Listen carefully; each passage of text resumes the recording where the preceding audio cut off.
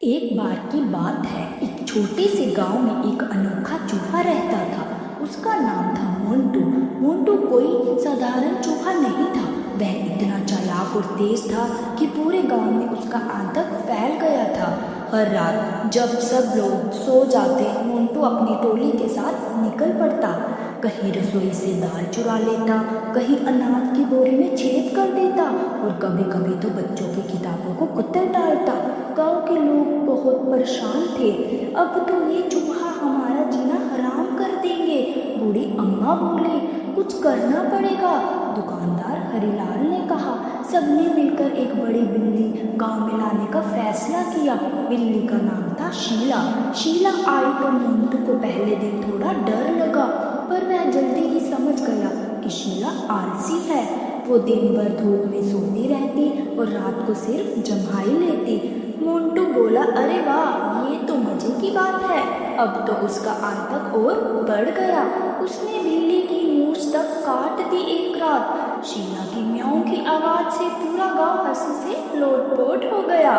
लेकिन एक दिन मोंटू की नजर एक चालाक बच्चे मोनू पर पड़ी। मोनू ने तय किया कि वह इस चूहे का आतंक खत्म करके ही रहेगा। उसने रसोई में एक डिब्बे में मूंगफली और गुड़ रखा और उस पर लिखा, मोंटू के लिए गिफ्ट। मोंटू सोचने लगा, वाह, अब तो मेरी शोहरत हो गई, लोग मुझे गिफ्ट देने लगे। वो जैसे ही डिब्बे में घुसा, धड़ाम, डिब्बा बंद हो गया। सुबह जब सब लोग उठे तो देखा मोंटू पकड़ा गया है और डिब्बे में बैठा है, नाराज सा मुंह बनाकर। गांव वाले बोले, मोनू, तुमने तो गांव को आतंक से बचा लिया।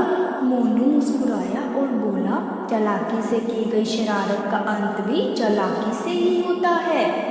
उस दिन से मोंटू सुधर गया। अब वह गांव वालों के साथ दोस्ती करने लगा और उनका अनाज कुतरने की बजाय बिल्ली शीला के साथ गाने सुनने लगा। गांव फिर से खुशियों से भर गया और सब कहने लगे, मोंटू अब आतंक नहीं, मनोरंजन का राजा है। तो ये कहानी हमें सिखाती है कि जो दूसरों को परेशान करता है, उसे एक दिन अपनी चालाकी का जवाब मिल ही जाता है।